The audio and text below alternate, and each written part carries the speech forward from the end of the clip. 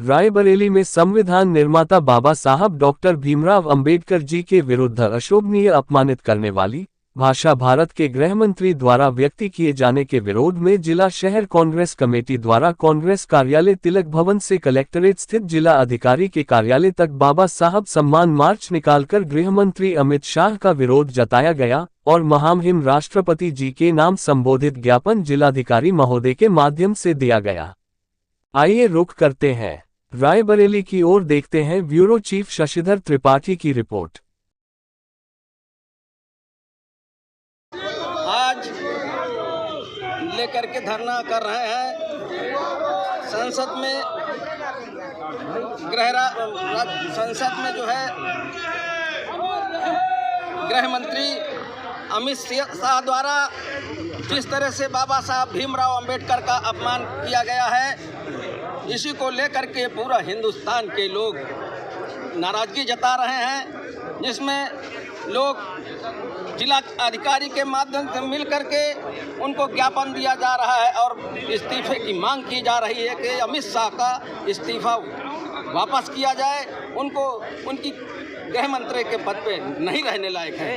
अध्यक्ष जी, कल press conference भी की गई है और आज धरना प्रदर्शन भी चला है। ये अगर आप लोगों की मांगे नहीं पूरा होती तो आप लोग आगे क्या करेंगे? देखिए, हम लोगों की मांगे, हम लोग बराबर मांगे मांग रहे हैं कि बाबा साहब का इस तरह का अपमान पूरा हिंदुस्तान कतई नहीं सहेगा, और अगर मांगे नहीं मांगी जाती हैं तो इसकी लड़ाई हमारी कांग्रेस पार्टी की राष्ट्रीय नेता आदरणीय खड़गे जी, हमारे रायबरेली के सांसद विपक्ष के नेता आदरणीय राहुल गांधी जी हैं, ये सब मिल करके इस लड़ाई को लड़ेंगे और बिल्कुल जनता को न्याय दिलाने का काम करेंगे। अभी हाल ही में कुछ बैनर जो है सांसद राहुल गांधी के लगे हुए थे और लोग उतरवाए भी गए थे, क्या है था पूरा मामला? देखिए, राहुल जी के बैनर लगाने के लिए लोग क्या है, जिनकी कोई लोकप्रियता नहीं है, जिनको कोई जानता पहचानता नहीं है, तो वो अगर राहुल जी के साथ अपनी अभद्र फोटो लगा देंगे तो लोग देखेंगे किसने लगाया, तो नाम आता है, तो लोग इससे अपने को जो है फेमस होने के लिए लगाते हैं। तो ये गांधी परिवार इन सब चीज़ों पे ध्यान नहीं देता है, ये तो सब अपनी लोकप्रियता पाने के लिए लगा दिए बोर्डिंग। संसद भवन के अंदर केंद्रीय गृह मंत्री अमित शाह ने बाबा भीमराव अंबेडकर जी का अपमान किया है। उनको अंबेडकर जैसे शब्दों से उनको गलत तरीके से पुकारा गया है। उनका भाव अपमान करने का था और उन्होंने ये कहा कि अगर इतनी बार भगवान का नाम ले लिया जाए तो लोगों को स्वर्ग मिल जाए।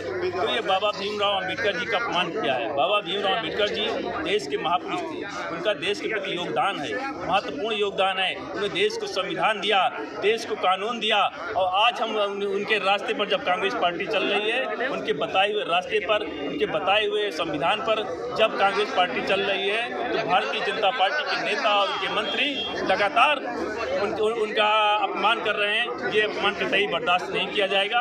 हम अमित शाह से इस्तीफा मांगने के लिए यहाँ पर आए हैं कि इनको तुरंत इस्तीफा दें और इनको सरकार से तुरंत बर्खास्त किया जाए। और मोदी जो उस पर राजनीति कर रहे हैं, ये राजनीति न करें, इनको तुरंत बर्खास्त करें। यदि अगर आप लोगों की मांगे ना पूरी हुई तो कितने दिन तक धरना प्रदर्शन चलेगा? हम लोग जब तक हम लोगों को न्याय नहीं मिल जाता है, गरीब को, वंचित को, मजदूर को, कमजोर वर्ग को, तब तक हम लोग लगातार संघर्ष करेंगे और सड़कों पर उतरेंगे और न्याय उनको मिलेगा।